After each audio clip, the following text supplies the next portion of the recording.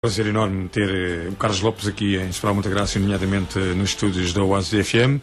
Carlos Lopes, que nasceu em Vildemunhos a 18 de fevereiro de 1947. Carlos Lopes, que vem de uma família modesta. Carlos Lopes começou a trabalhar como servente de padeiro, ainda tinha 11 anos, para ajudar e sustentar a casa e a família. Mais tarde foi empregado em mercearia, relojoeiro e contínuo. Enquanto adolescente, Lopes ambicionava jogar futebol no Lusitano de Vildemunhos.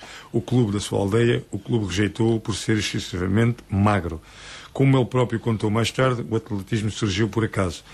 Numa correria com amigos, durante a noite, ao voltar de um baile, correndo em parte para afastar o medo e o vento, o Ivantes que lhe fazia, Carlos Lopes foi primeiro, batendo um grupo de rapazes da sua idade que treinavam regularmente e que já se dedicavam ao atletismo.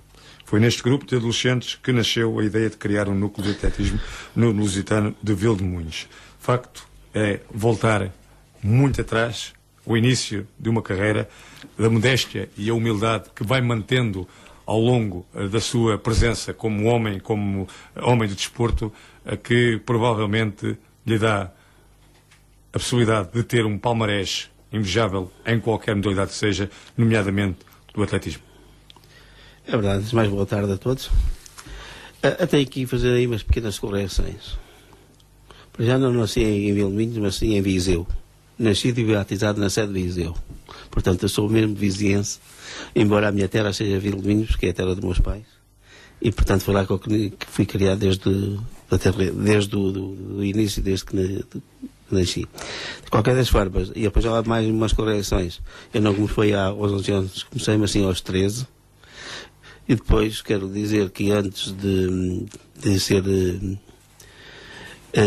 contínuo fui torneiro mecânico, serralha civil e torneiro mecânico, que era a minha profissão preferida, que era torneiro mecânico. Portanto, o contínuo apareceu muito mais tarde, primeiro no Diário Popular e depois no Crédito Predial Português, no banco. Mas isso foi por causa, e uma opção, por causa do atletismo, porque torneiro mecânico estar 8 e às vezes 9 horas de pé e engolir fumos e aqui trabalhar com ferro não é fácil, está quase 9 horas praticamente de pé, não é? E além disso tinha que levantar às 6h30 da manhã para ir trabalhar até às 6 da tarde, começava a treinar às 7 até às 9. Jantava às 10 e outro dia era era extremamente repetitivo. O que quer dizer com isso que tive muita dificuldade realmente a atingir a maturidade como atleta muito tarde. Foi porque realmente não tinha condições como hoje os jovens têm. Mas a pulso, com paciência, com a vontade de vencer, levou-me a fazer coisas extraordinárias. E portanto eu quero dizer com isto que aquilo que eu fiz foi realmente uma força mental muito grande, uma capacidade de sofrimento enorme, mas que valeu a pena todo esse sacrifício, toda essa vontade, essa garra.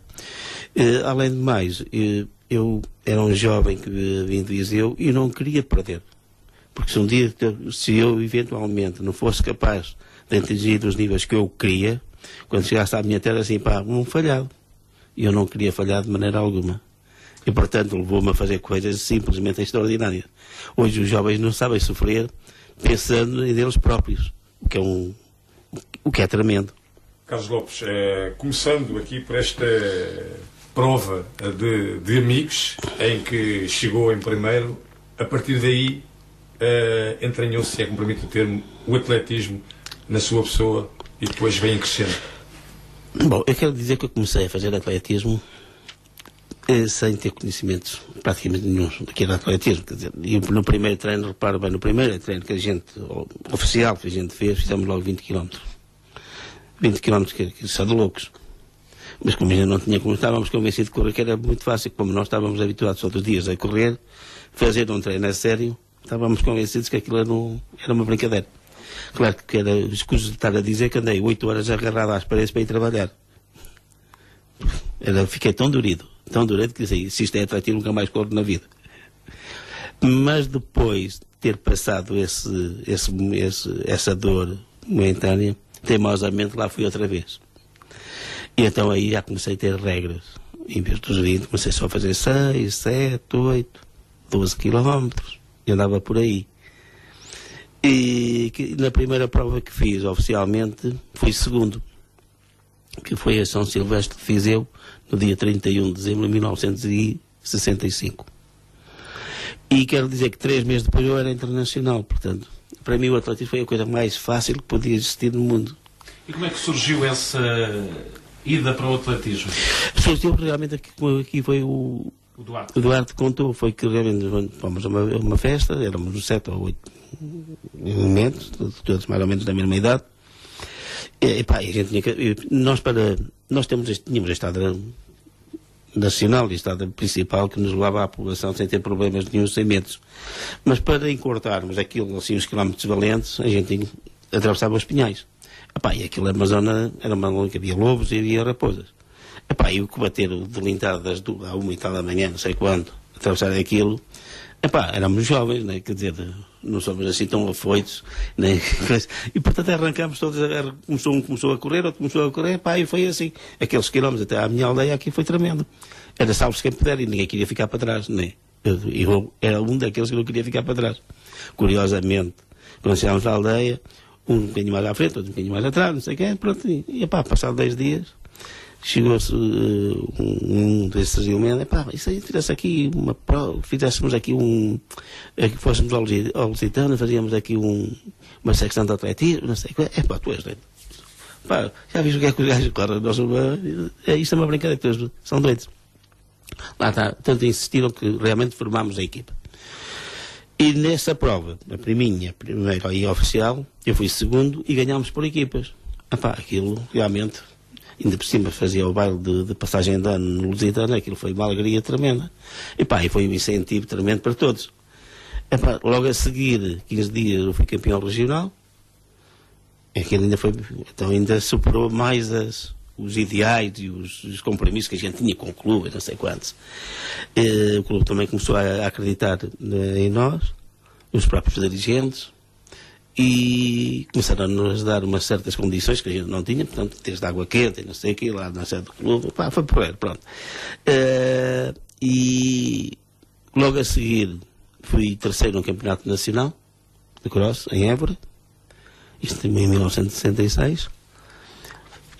A partir daí, desse momento, fui apurado para ir ao Campeonato do Mundo de Cross, em que fui o melhor português, 25º, em Marrocos, e aí eu colei-me logo ao Sporting. Os elementos do Sporting até comigo, pá, não sei o quê, gostavas, não sei o quê. Curiosamente, não foi o Sporting o primeiro foi a Académica, que queria que eu fosse para lá, eu se calhar estou a arrependido de não o ter aceito. Depois foi o Benfica, através do Anacleto Pinto, que também era da zona de Viseu, e era de Viseu. E foi Sporting, mas como eu era sportinguista e sabia que a melhor escola de meio fundo em Portugal era no Sporting e tinha lá ainda por cima o meu ídolo, que é o Manuel de Oliveira, então não hesitei. Não hesitei, porque eu pensei, se for para o Benfica, tenho o Anacleto, que é meu amigo, mas se for para o Sporting, eu tenho os melhores e é com eles que eu vou aprender a ser atleta.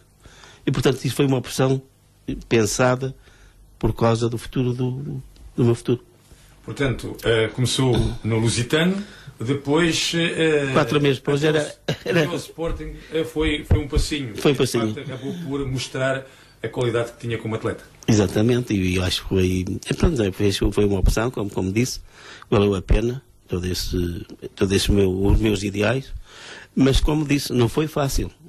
A minha vinda para Lisboa não foi fácil, não pelas pessoas, não pela cidade, mas acima de tudo pela comida. Habituado à comida da mamã, em que a minha mãe era uma cozinheira extraordinária. Vim para Lisboa comer bifes feitos em manteiga e não sei o quê, que para mim era no mínimo deplorável. Estou à adaptação. Imensa à alimentação. Foi a coisa mais terrível que eu tive em Lisboa. Não foi o trabalho, não foi as pessoas, não foi a cidade, não foi o clube. As pessoas que eu de folha dizem, epá, aquele clube grande, aquela camisola pesa. A mim nunca me pesou nada, muito menos na consciência. Quando chegou a Alvalade, quando entrou no estádio, a mítica porta 10A, como se diz, o estádio José de Alvalade, e aquela bonita pista que hoje, infelizmente... Não, mas na altura ainda era cinza. Como é que se sentiu? Feliz da vida, porque eu queria vencer. Ainda por cima, estava naquilo que eu escolhi.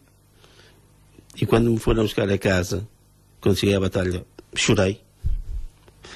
Chorei quando cheguei ali à batalha. Mas depois tudo passou. E com o desenrolar dos tempos, foi aquilo que as pessoas sabem, foi aquilo que as pessoas viram ao longo de muitos anos, que acreditaram imenso em mim, mas eu também acreditei imenso. Eu acreditei mais que toda a gente que era capaz. E não foi por acaso que atingi os valores que atingi e os resultados que fiz. Carlos Lopes, que optou pela modalidade de 10 mil metros e também maratona. Não, inicialmente eram os 5 mil e 10 mil, mesmo como júnior. Hoje há muita dificuldade em que os júniores façam os 10 mil. Não entendo nem percebo porquê. Porque eu entendo que a mim deu-me imenso jeito começar a fazer 10 mil. Porque fui aprendendo a conhecer a distância e fui aprendendo a saber ter a capacidade suficiente para gerir as distâncias. Hoje toda a gente tem muita dificuldade e gai com a coitadinha dos meninos que não podem morrer. Epá, não é isso, é tudo um erro. E por isso é que no meio fundo está a sofrer imenso. Não só também por estas causas, mas também se calhar pela qualidade de alguns jovens que não temos. E além disso, eu penso também que hoje que é tudo feito para ontem e ninguém tem paciência. E eu considero que o meio fundo é um jogo de paciência. E o Sporting nisso era uma grande virtude que tinha. É que o Sporting tinha uma equipa de 7 ou 10 atletas de grande nível e depois tinham mais uns 7 ou 8 jovens a serem formados, em que era com muita paciência, até chegarem aos séniores. Hoje é tudo feito para ontem. E porquê, Carlos Lopes? Porquê? Porque há pouca gente, não há referências, as pessoas não se revêem coisa nenhuma. E quando vão para as provas vai tudo cheio de... não se sabe o que é que pode acontecer. Tanto pode falhar um grande resultado como pode falhar rotundamente. Portanto, não há uma estabilidade não só competitiva como emocional dos próprios jovens, em que a pressão é tremenda. E isso complica. Isso vai estagnando realmente os jovens. E se nós ainda estamos muito bem em femininos, eu começo a ficar um bocadinho...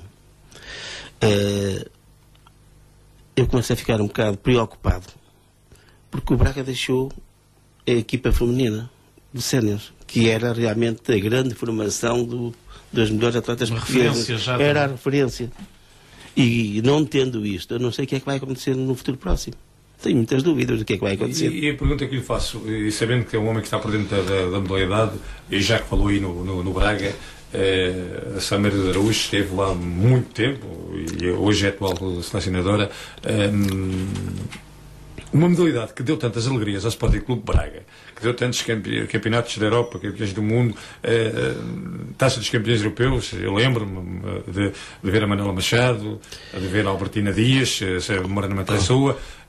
A Albertina Machado. Albertina Dias era do outro clube. Albertina Machado, tantas outras que Conceição Ferreira. Conceição Ferreira, exatamente. Como é possível que tem uma referência no atletismo deixar de um momento para o outro o atletismo? Isto também me custa acreditar que isso foi possível, mas também é verdade que todos os anos saíam sempre 2 e 3 melhores atletas do Braga, sem compensações possíveis, se calhar. E isso custa muito a um clube estar a formar jovens e de momento para outra vez despejar de toda essa potencialidade, em que podia ter ganho mais e não ganha. Aqui se calhar houve mais gerência de quem, não sei, não faço a mínima ideia, nem estou aqui a fazer juízo de coisa nenhuma. Agora, o que é verdade é que é uma preocupação imensa da minha parte e do atletismo, é que sem essa Ameiro no Braga, ou sem o apoio do Braga, não sei o que é que vai acontecer no futuro próximo nestes jovens. E claro que também aqui há a guerra de treinadores, nem?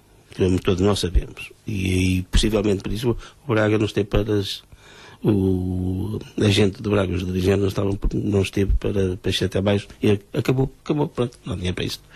Para a vertente masculina, um futuro um pouco pior? Olha, eu hoje estive a ver aqui, eu estive a ver o Cross.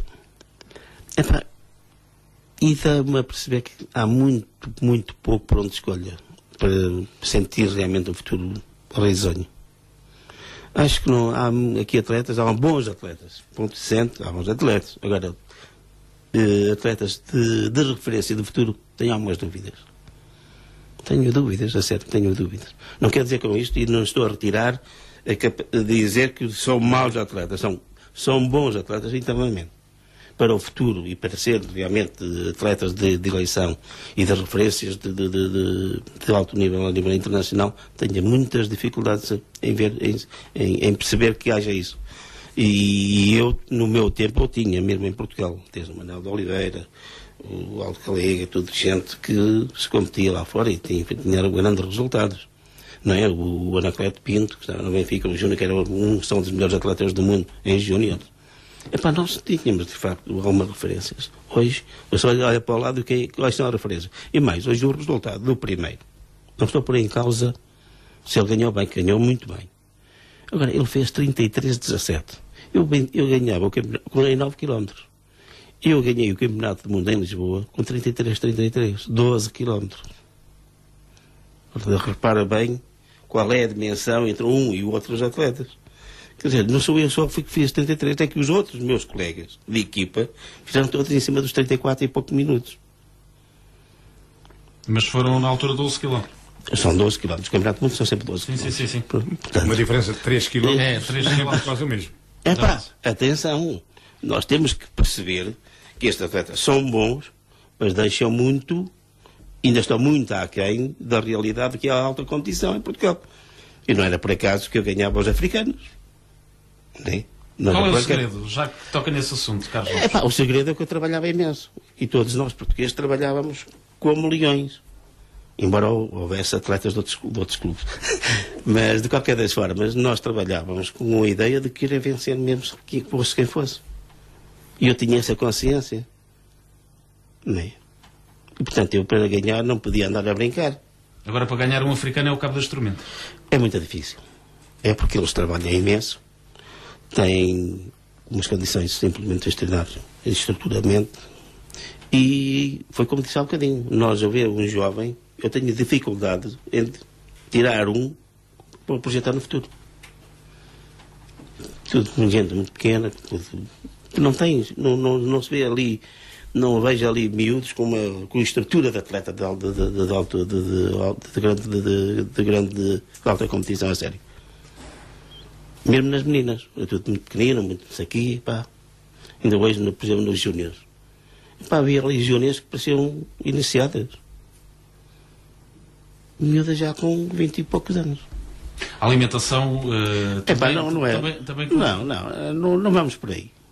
Eu nunca tive problemas com a alimentação, nem nunca me preocupei. É, Carlos, há pouco aquilo que disse, é para ontem, e não pode ser para ontem. Exato.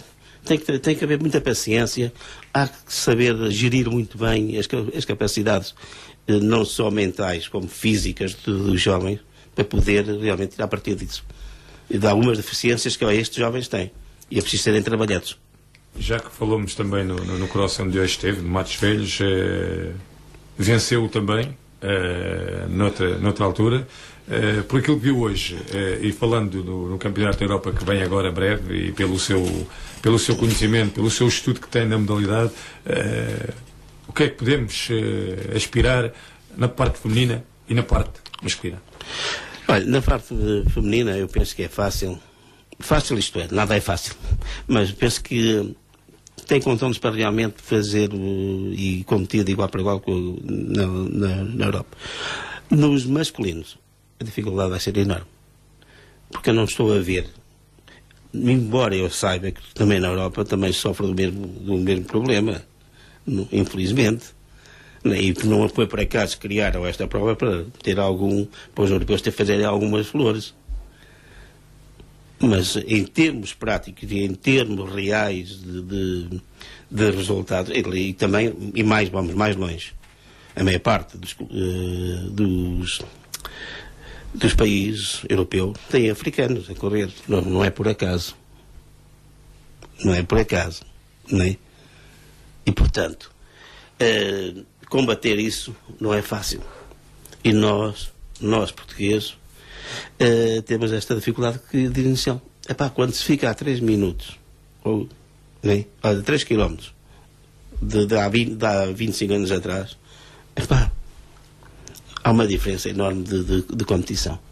E, portanto, o europeu para os portugueses, que vão fazendo umas flores, e nós vimos o europeu de pista este ano, em que adultos ganhou os 10 mil, depois chegou aos jogos, embora diferente, mas o europeu nos 10 mil deu a entender que ela estava numas condições extraordinárias para a maratona. E depois chegou lá e desistiu. Portanto, há aqui qualquer coisa que temos de trabalhar, temos de pensar muito bem e definir bem as regras do jogo. E agora, como é que viu a prestação da Sara Moreira nos femininos e do João Rocha nos masculinos? Não foi aquilo que eu disse. A Sara brincou. Foi uma brincadeira para ela, não é? Porque as suas rivais diretas não competiram. A Dulce foi fora e ganhou na Holanda, não é? As outras, a Jéssica está lesionada ou está doente, não participou. As outras ficam muito aquém destas. A Anália Rosa, que já tem 37 anos também. Pronto, quer dizer, eu nem quero falar porque foi uma prestação extraordinária. Uma jovenzinha de 37 anos, embora tivesse sido campeão olímpico aos 37 anos. Mas nem todos são iguais. Nem todos têm um pensamento positivo e quererem muito ser campeões olímpicos, que era aquilo que eu queria ser.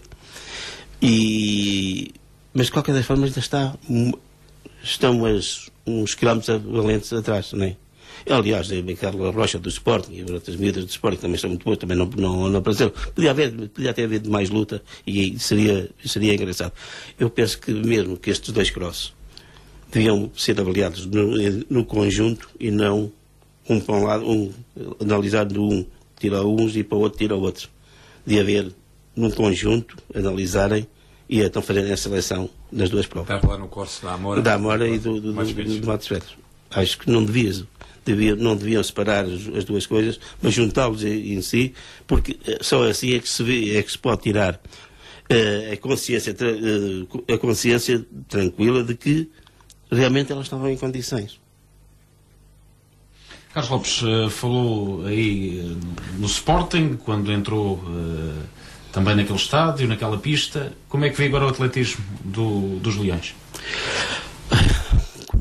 Completamente não tem nada a ver com aquele do meu tempo, em que toda a gente treinava no estádio, os técnicos eram do próprio clube, raramente havia um atleta fora daquele clube.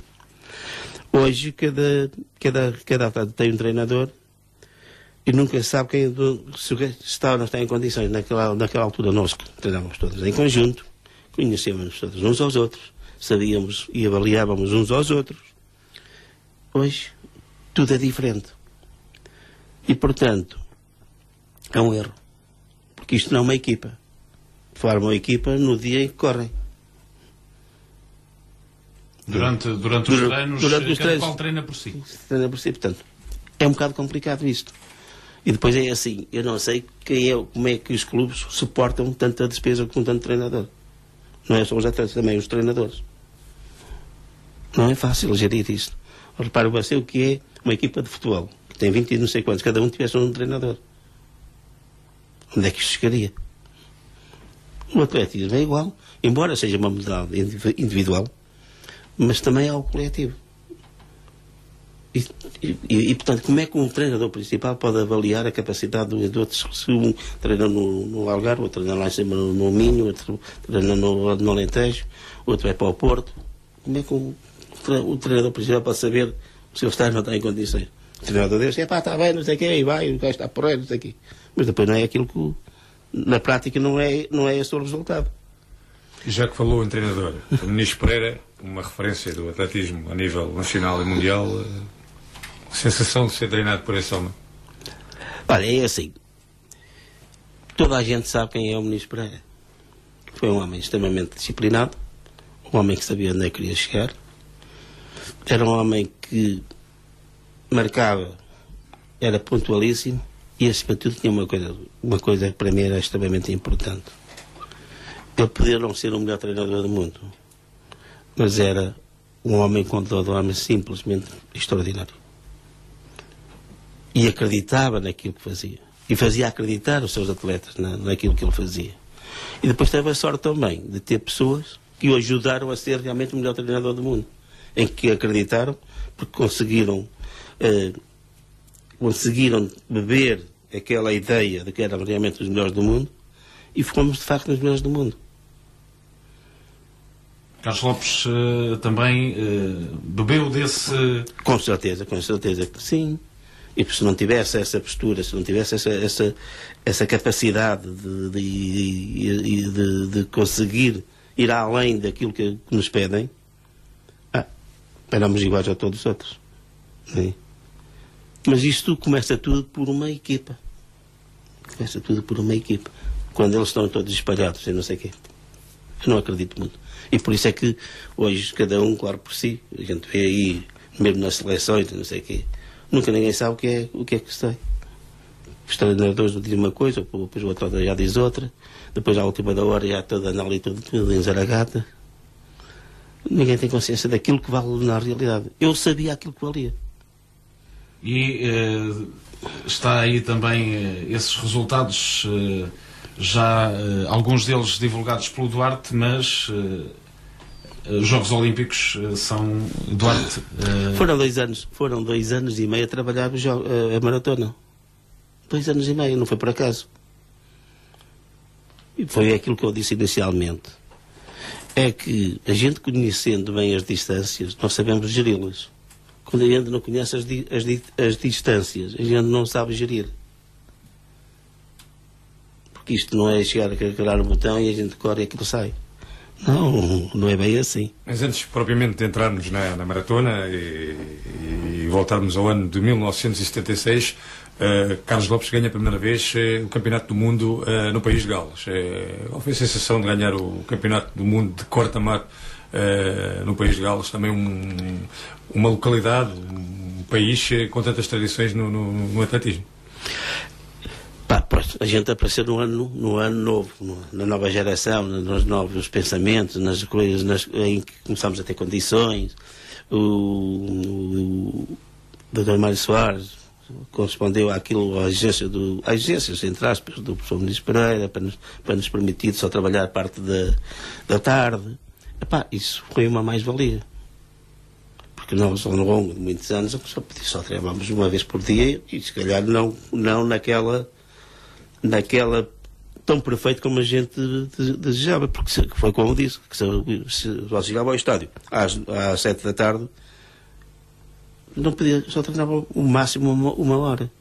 Quando eu comecei a fazer mais 1 hora dessa parte da manhã, o volume de treino, e essencialmente e especialmente no footing, extremamente agressivo, permitiu que a gente tivesse outro tipo de ritmo, outros andamentos, criássemos nova estrutura. E quando apareceu esse cross, eu fiz uma época muito bem, consegui fazer essa época até o campeonato muito boa, com resultados excelentes, e que eu, quando fui para o campeonato do mundo, não ia com a ideia de ganhar, juro, não ia. Não vale a pena estar a dizer aqui. Mas ao fim de 2 km, assim, eu já ganhei isto. Ao fim de 2 km, entrei na prova e olhei para ele assim, eu já ganhei esta brincadeira. Então este gajo não anda nada. Eu ia correr e ia pensar. E já ia isolado ou ainda ia lá? Não, ainda lá no meio, só ia observar como é que eles corriam, não sei o que, assim, já ganhei isto. Este gajo não anda nada. E ao fim da segunda volta, assim, isto não presta para mim, vamos embora. Foi assim, eu ia a correr e ia pensar dessas vezes, eu vou embora, eu não estou para aturar isto. Então, comecei a disparar para aí fora, eles tocavam, quando eu comecei a fugir, eu assim, este gajo é maluco, deixa-me ir. Quer dizer que a maluquice acabou ao fim e eles ficaram quase a 200 metros. Mas depois também houve, penso eu que em 76, os Jogos Olímpicos. Em Montreal, nos Jogos Olímpicos, os 10 mil metros, sim, em que o Carlos Lopes vai algum tempo na frente, depois tem Lars Vira, num finlandês, que acaba por lhe tirar aquilo provavelmente que o Carlos Lopes realmente queria, que até nesse ano foi a única prova. E foi a única prova que perdi. No ano todo. A única. Não, isto é assim. Perdeu, ganhou medalha de prata. Está bem, mas esse é o primeiro dos últimos. Já não conta para nada. Porque toda a gente sabe que eu fui segundo, mas ninguém fala desta medalha. Toda fala da medalha de ouro. Em Jogos Olímpicos, o vencedor é o vencedor, o resto é o primeiro. O que é que sentiu quando estava em primeiro lugar e viu o finlandês passar por si? Não, eu já sabia. Em 1932 eu estive nos Jogos Olímpicos de Munique. E vi o Laço Filé a correr os 5.000 e os 10.000 na final. Porque eu não passei das eliminatórias também. Fui nono nas 3 provas, nas eliminatórias. Nos 5.000, nos 10.000 e nos 3.000 metros com obstáculos. E fui para a final ver aquela grande final. E eu sabia muito bem. Portanto, eu vi ele a ganhar os 5 e os 10.000. E, portanto, aquilo também ficou bem na memória como é que ele corria. Portanto, não penso que eu era assim tão anjinho quanto isso. Não era. E, tanto assim que, na final, todos me perguntaram: Carlos, como é que estás? Assim, eu estou bem. Então faz a prova como quiseres, pois já ganhaste. Só tens que ter atenção a um, e assim eu sei. Eu lá se vira. Porque eu já sabia, porque ele era eu chamava aquele atleta misterioso. Porque ele não aparecia a fazer aquecimento, eu não aparecia, só aparecia dentro da pista. Assim, como é que este gajo aqui veio parar? Se ninguém vê o gajo. Chamava o atleta misterioso. E sabia muito bem que ele fazia transfusões de sangue. Todos nós sabíamos. E não foi por acaso que eu me recusei a ir ao controle antidoping depois da prova. Eu perguntei lá se ir ao controle. Não, eu também não vou. O terceiro, que era o Foster, também disse: Carlos, o que é que se passa? Virem, não, o doping eu também. Eu também não. Portanto, era assim. E o segundo, o terceiro, o quarto e o sétimo. O controle. O primeiro não ia. Toda a gente sabia, quer dizer, eu fui controlado desde o Campeonato do Mundo, aos beats, não sei o quê, fui sempre controlado, sempre. Nunca me preocupou. Naquele dia preocupei-me. Eu disse: se o Laço Filho for, eu também vou. Se ele não for, eu também não vou. Quer dizer, não foram os 3 primeiros. Foi o 4º, 5º, 6º e 7º. Foi sorteio. Mas, por norma, o vencedor é sempre meio prova. Não. Ir ao controle. Não, naquela altura não era. Eram escolhidos. Eram escolhidinhos. Ele dizia que os resultados eram escolhidos. A partir daí, deu-se uma coisa linda. É que a partir daí foi obrigatório ir os 3 primeiros sempre. E depois mais um à escolha deles. A ver? Até nisso eu fui pioneiro. Portanto, as coisas nesse ano, em 76... Portanto, já não era assim tão ingênuo como as pessoas possam pensar ou imaginar. Já sabia algumas coisas também. E todos nós sabíamos. Carlos Lopes, falamos nos campeonatos do mundo, falamos no primeiro em 76, em Chipstone, no País de Gales, depois... Isso, mas essa foi das provas mais maravilhosas que eu fiz. País de Gales? Sim. Foi. 77. E foi essa, e depois e para terminar os campeonatos do mundo em Lisboa. Mas foi a coisa mais maravilhosa, foi a prova mais perfeita que eu fiz na vida. Podemos já falar, 76 País de Gales, 77 do Seldorf, medalha de prata, 83 Gatesland, na Inglaterra, medalha de prata, em 84 Roosevelt, Estados Unidos, medalha de ouro, e 85 Lisboa, medalha de ouro. Lisboa, recorda bem essa prova? Perfeitamente. Perfeitamente, tal como fosse hoje. Fui o único atleta que não fui para estágio. Eu atravessei um momento um bocado complicado. A forma não aparecia. E isto porquê? Eu sei porque é que isto aconteceu. Não pensem que eu não sei. Jogos Olímpicos. Um mês de festas. Sem treinar. Em outubro fui fazer a maratona de Chicago. Depois fui ao Brasil, correr São Silvestre. Depois em janeiro taças campeões europeus. E aí a gasolina acabou. Acabou totalmente. Foi aos limites. Eu esqueci-me de abastecer, pronto, foi aos limites, o carro parou. Era mais barata do que agora. Era mais barata. Mas muito mais. E já naquela já não tinha dinheiro para abastecer, veja lá bem. Agora tenho menos. Mas temos que viver com isso. E então o que é que acontece? Atravessei uma fase muito má, depois da Taça dos Campeões Europeus, em que ganhei. E depois houve o Campeonato Nacional, em que perdi, uma meta, por 53 segundos. Mas eu perdi por ter 53 segundos, mas eu perdia na mesma, atenção, não estou a dizer que ia ganhar, não, podia perder, mas podia perder por 10 ou 15 segundos. Mas assim que me apanhei em segundo, o resultado que estava ali era o resultado por causa da equipe. Então, desliguei o motor e disse assim, deixa correr, isto daqui a 15 dias a gente fala. Então foi assim, perdi com 53 segundos e dei a ideia de que eu estava realmente muito mal. Mas isso já foi estratégia também. Foi um bocado de estratégia. Porquê? Porque eu perdendo com 53 segundos com uma média, dificilmente eu ia recuperar 53 segundos no campeonato de 15 dias depois. Mas digo e repito, foi estratégia. Eu perdia na mesma, mas perdia aí por 10, 15 segundos, 20 segundos, por aí. Portanto, aí a margem era... Mas como a mim, como me convinha andar sossegado aqueles 15 dias, então, na véspera das provas, e uma semana antes, sei quê, e ainda por cima não fui para estágio de propósito, para não perceberem que eu estava muito bem, porque senão depois a guerra era outra. E eu não queria. E numa quarta-feira antes, eu fui à pista, que foi no Jamor, a raba muito, muito crescida, eu vim para casa, todo contente da vida, assim, isto aqui está porreiro. Na véspera da prova, fiz a prova que eu ia fazer, mental. Na frente da minha mulher, dos meus cunhados meus, aqui assim, vou correr desta forma, assim, os primeiros vão fazer isto. Eu aos 4 km estou ao pé destes, entretanto chegam os africanos, vou apanhar uma boleia até aos 5 ou 6 km e depois vou-me embora. A minha prova estava feita.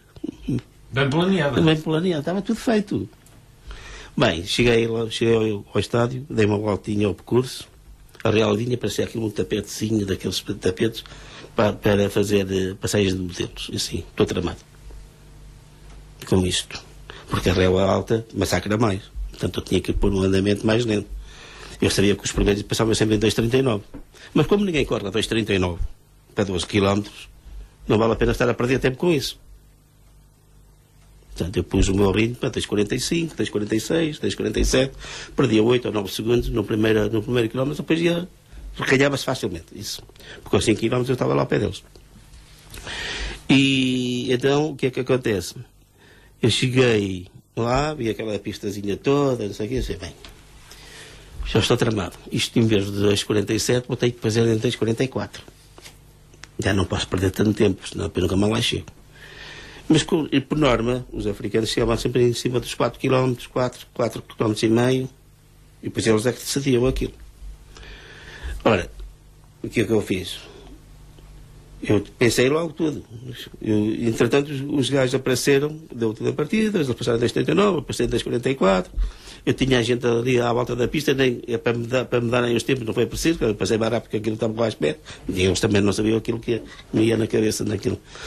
Bom, entretanto, no fim da primeira volta, que é uns 3 km, eu começo a ver os africanos aproximarem esta frente assim, estes cães já me estão a tramar isto.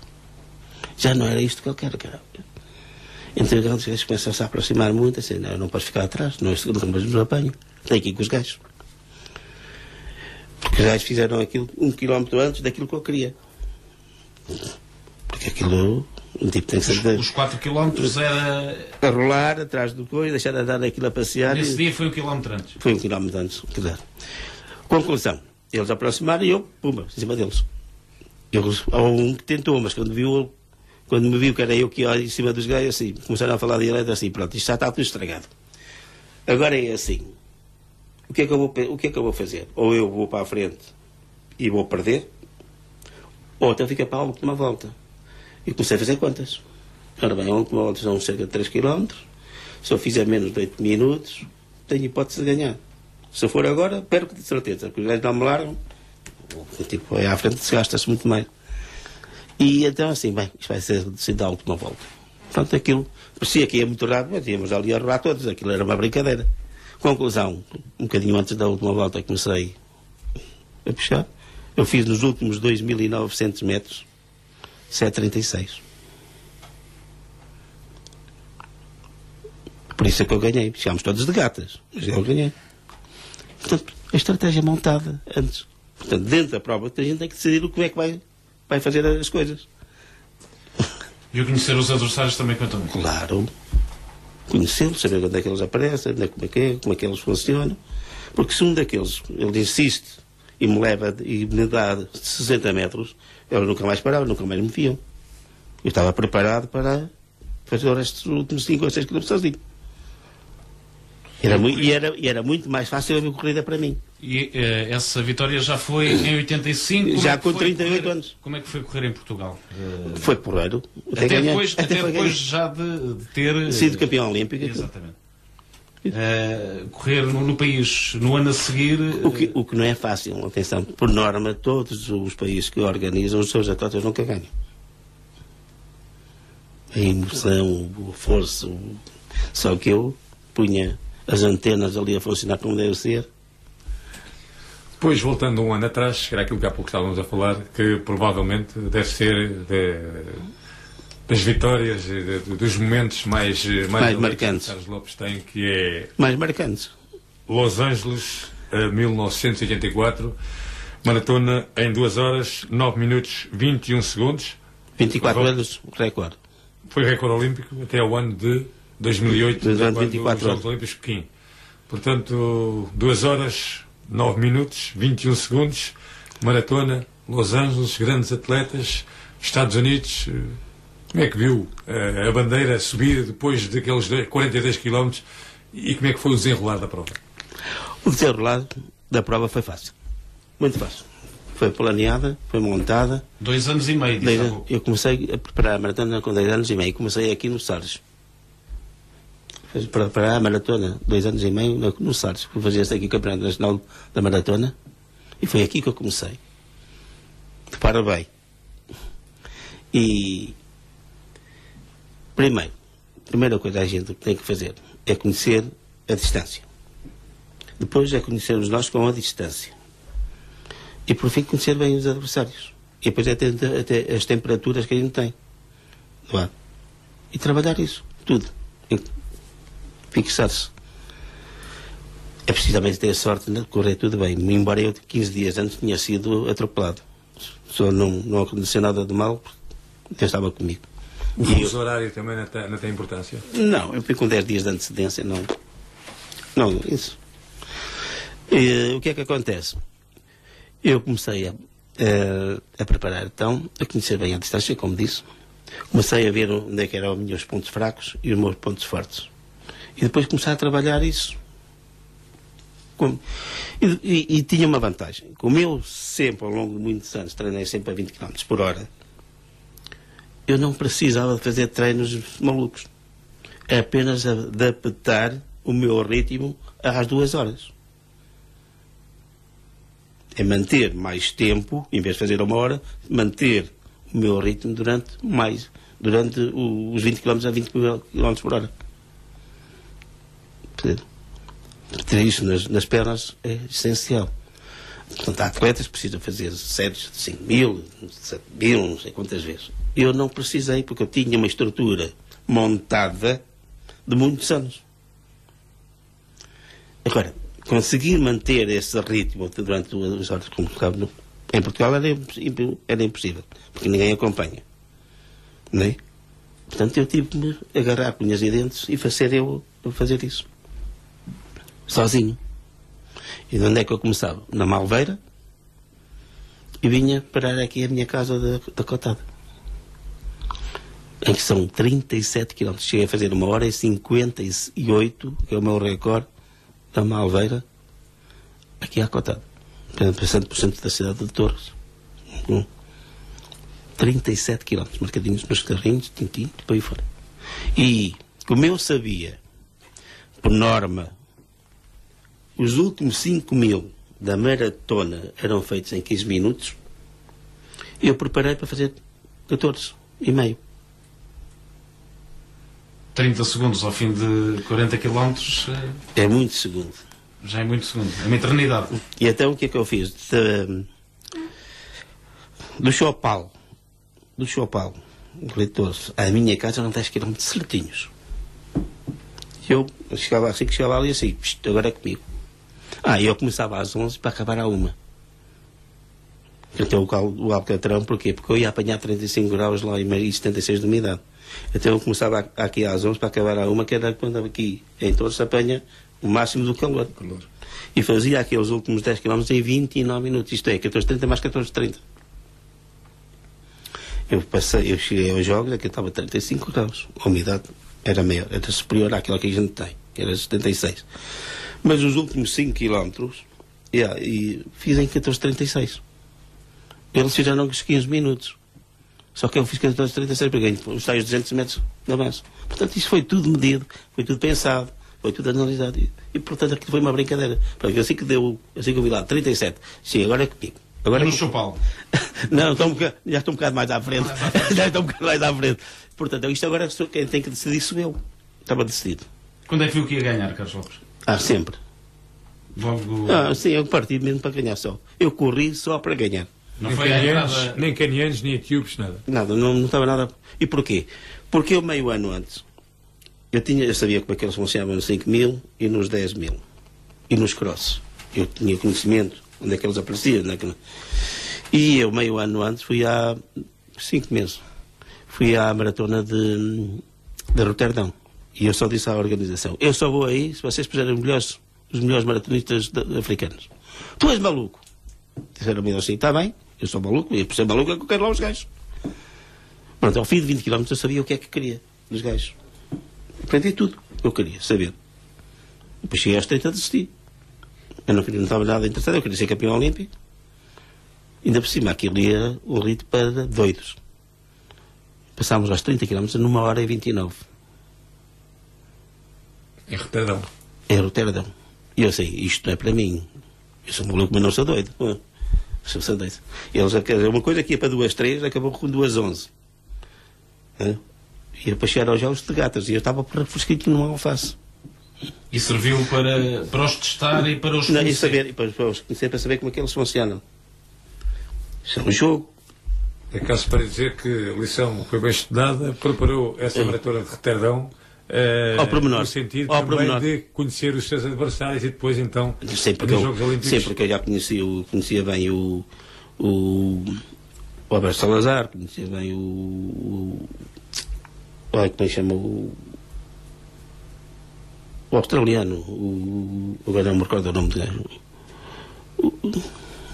William, não, eu já digo, já me lembro. E, portanto, esse eu os conhecia, pois já tinha acabado a prova com os gajos, não sei o quê. Os mexicanos também eu os conhecia, tinha corrido com eles todos. Esse estava debaixo do olho. Os africanos nunca tinham corrido maratonas. E, portanto, a única forma de eu poder ter alguma chance era conhecê-los bem. Pois pronto. Portanto, quando o tipo tem que decidir, decide. E corre, por norma, corre bem. E quando entra no estádio, ali para a última volta, antes de... Foi uma alegria. Foi uma alegria interior, exterior, foi tudo, valeu tudo. Não é? Porque se eu preparei a maratona para ganhar, e se eu queria ser campeão olímpico, não foi por acaso que eu fugi dos 10.000 para a maratona. Porque eu sabia que nos 10.000 tinha muito mais dificuldade por causa da base de velocidade final. Ainda por cima, eu saber que havia muitos finlandeses nessas coisas. Não era só o finlandês que fazia transfusões de sangue. Percebe? Portanto, atenção a essa brincadeira. Também ser... Mas eu digo isto com esta naturalidade, mas isto deu-me trabalho, atenção. Quer dizer, isto não é uma brincadeira de meninos. Foram muitos anos. Foram muitos anos de experiência, foram muitos anos de vida. Conhecer muito bem as pessoas, saber como é que elas funcionam. E eu penso que hoje a maior parte dos nossos atletas não se preocupam com isso, mas eu penso que é a melhor forma de resolver muitas coisas é nós conhecermos muito bem os adversários. E depois trabalhar isso. O que é que sentiu quando ouviu o hino? Quando se viu a bandeira subir? Olha, eu vou fazer aqui uma confidência, mas eu acho que não há bem muito a sério. Eu comandei na tropa durante 3 anos. E todos os anos e todos os dias era o hino, ao levantar da coisa. Epá, aquilo só me deu o gozo pela forma que foi. Porque o hino já eu conhecia de cor e salteado. Né? Agora, deu-me gozo, foi de facto, aquilo que eu mais desejava na vida foi concluído. Era ser campeão olímpico. O regresso a Portugal. Hã? O regresso a Portugal. Epá, eu disse à minha mulher quando íamos a caminho da festa da NAI, só gostava de ser mosquinho para quando estar em Portugal ver isto. O regresso foi como toda a gente sabe, acho que foi das coisas mais maravilhosas que passa, não só em Portugal, porque uns dias depois eu fui à América, em New York, aquelas avenidas grandes, aquilo era mais de 500 mil pessoas. Pior ainda que para Portugal. Agora, Portugal tem outro sentimento, tem outra vida, tem muitos jovens. Eu ia de volta a carro, com muitos jovens a correr atrás do carro de linha aberta e não sei o quê. Aquilo são momentos únicos da vida de qualquer desportista, não é? Isto é quase como o Presidente da República antiga. Agora, hoje toda a gente chama nomes. Mas antigamente a gente tinha algum carinho pelos nossos políticos. E para um atleta chegar aos Jogos Olímpicos, ganhar a medalha de ouro, ver a bandeira, é o culminar de uma carreira... É da carreira, da história, e faz parte da história do cidadão. E faz a diferença. Não é? É aqueles que realmente ganham, é aqueles que realmente são assinados para fazer coisas importantes, e aqueles que realmente gostavam, mas não são capazes. Não é porque, se calhar, até têm condições. Que eu conheci muitos jovens e muitos atletas da minha geração com umas potencialidades extraordinárias. Agora, não gostavam de trabalhar. E aí, meus amigos, sem trabalho, de muito difícil a gente consegue atingir. Não há pernas para 42 km. Quer dizer, haverá. Não há com aquela segurança e com aquela perseverança e com aquela coragem de dizer eu vou para ganhar. Pela primeira vez, até nisso, a primeira vez na história que eu normalmente era assim um bocado medido nas palavras e que não era muito de entrar em conflitos com ninguém, assim, eu vou a este jogo só para ganhar. E corri só para ganhar. Portanto, eu controlei a corrida e fiz com que aquilo andasse àquilo que eu queria para controlar a corrida. A modalidade em si deu-lhe grandes títulos, o currículo que tem, que toda a gente sabe, deu-lhe também grandes amigos, grandes atletas que compartilhou, como os irmãos Castro, Ezequiel Canário, Fernando Mamed, José Regalo, Mário Campos, de outras equipas, nomeadamente do Benfica, Anacleto Simões, penso eu. António Leitão, infelizmente já falecido. Tantos atletas de meio fundo e fundo, que havia de tanta qualidade, privavam todos de uma amizade muito grande nessa altura, como atletas meio fundo e fundo. Sim, até éramos visitas de casa uns dos outros. Partilhávamos a nossa vida pessoal. Mesmo em estágio, não sei o quê, não havia cá conflitos com coisas. Há aquelas coisinhas pequenas, não sei o quê, mas por norma a gente vivia muito bem. Agora, em competição era a competição. E eu, como não gostava de perder, não queria perder. E os outros faziam o mesmo que eu. Não é? Agora, fora disso, éramos pessoas normais como qualquer outro cidadão. E temos que partilhar as nossas ideias, os nossos ideais, os nossos princípios. Realizou-se ao fim como atleta, realizei muito. Desde 67 a 85? Sim.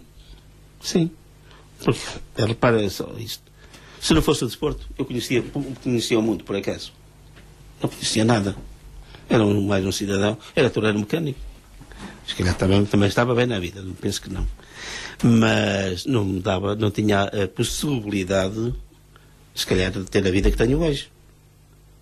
Não conhecia o mundo, não conhecia pessoas, não conhecia gente importante, outras menos importantes, ou a importância que a gente quer dar. Mas o desporto tem estas coisas boas. São oportunidades que surgem e que há que agarrar. E há que agarrar, e há que saber aproveitar, e há que saber acarinhar aquilo que fazem. E uma oportunidade que, voltando atrás, começa a fugir de raposas. Não, eu estou desconfiado que a raposa é que fugia da gente. Nós é que tínhamos medo. Nós é que éramos medrosos, por natureza. O ser humano é medroso, não é? Há uns que são mais afoitos que outros, mas é medroso. E naquela altura da juventude, quem é que não tinha medo de um bicho daqueles? Quer dizer, não muito da raposa, mas mais dos lobos. Que são mais ferozes, não é? Uma coisa também importante, e de certeza que o marca ao mesmo tempo, ao longo da sua carreira, é que para que tudo isto sirva o currículo que aqui tem, a família também é muito importante. A família foi sempre muito importante e continua a ser muito importante para toda a gente. Se a gente tiver uma família unida, que não nos entendam, que nós fomos capazes e acreditamos que partilha dos mesmos gostos, das mesmas vontades, dos mesmos prazeres, isso facilita imenso tudo. E eu tive a sorte de casar com uma atleta, que sabia o que eram os sacrifícios, quais eram as dificuldades. Portanto, ela chegou a ser a alturas da nossa vida, ela era mãe e pai. Eu trabalhava, fazia atletismo, tinha provas. Não era fácil, não é?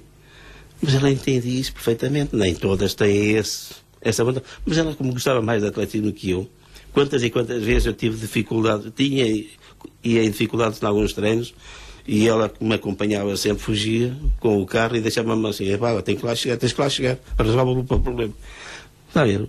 Portanto, até nisso, ela sentia e conhecia-me tão bem que há momentos de treinos que a gente a gente é que vai aos limites. Custa imenso. E saber sofrer para depois nas provas é aquela coisa se não fácil, não é fácil. Estando há pouco a falar na parte... Mas é assim, já agora é assim. Mas nós também temos de ter a consciência, o marido, neste caso o marido, que a gente tem que dizer assim: a minha vida é esta, ou aceitas ou não aceitas. Não é? Não é facilitar tudo e depois assim, não sei o que, é um método sequer. Porque eu penso que nós temos que mudar as coisas à nossa maneira de estar da vida. E nem toda a gente consegue fazer isso. O que torna muito complicado, muitas vezes. Sente-se um ídolo para os portugueses? Não. Sou um cidadão normal como qualquer outra pessoa, mas que fiz coisas bonitas que eles gostaram. Carlos Lopes, há pouco falamos na parte do atletismo e do momento que atravessa, não ter grandes referências. Um homem do atletismo que ainda pode fazer alguma coisa pelo atletismo, consegue fazer? Mas era preciso que os dirigentes das associações e das próprias federações entendam isso por essa forma. Eu não acredito muito nisso. Já acreditei. Consegue fazer alguma coisa? Se me deixarem, consigo. Agora é preciso deixar e quererem que eu faça. E peçam. Estejam à espera que eu faça para eles colherem os louros. Isso não faço. Temos capacidade, temos gente humana. Temos. Sabemos em que trabalhar. Saber trabalhar e ter paciência. Porque o atletismo, ao contrário de muita gente, que já diz que o atletismo, as disciplinas técnicas, não sei o quê, até a maratona técnica. O atletismo por si só, todo ele é técnico. Mas para diferenciarem os seios, os 200 de comprimento, triplo, não sei quantos, as disciplinas técnicas. Um tipo que se não for muito bom tecnicamente na maratona, não pode ser um grande maratonista. Pode fazer bons resultados, mas maratonista não é. E os 5 mil e os 10 mil, se não for muito bom tecnicamente, meus amigos, esqueçam. Para terminar, Carlos Lopes, antes de mais agradecer-lhe em nosso nome pessoal, o Rodolfo, eu, Duarte Coelho, o Carlos de Alegria, e em nome desta... Esta é uma rádio com alegria, já vi.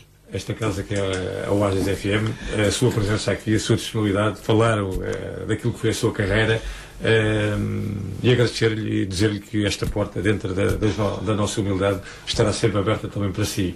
E para terminar, há uma pergunta que lhe faço, que é a seguinte: paciência foi o sucesso de todo este currículo? Olha, é paciência e destreza. A paciência faz parte da minha maneira de estar na vida. Portanto, era uma pessoa que, mesmo quando eu ia para as competições, nunca ninguém me via preocupado com aquilo que ia acontecer. Porquê? Porque eu tinha consciência do meu trabalho. E a destreza é daquilo que nos valoriza pessoalmente, porque nós temos o sentimento das coisas, mas não se reflete pessoalmente nas pessoas. Não é? E eu tinha essas duas características fantásticas. Porquê? Porque eu acreditava nas minhas condições, acreditava muito no meu trabalho e acreditei sempre que era possível. Porque eu sempre disse: impossíveis não existem. Os impossíveis para aqueles que não acreditam na sua própria vida. E eu acredito. E sempre acreditei. Carlos Lopes, obrigado.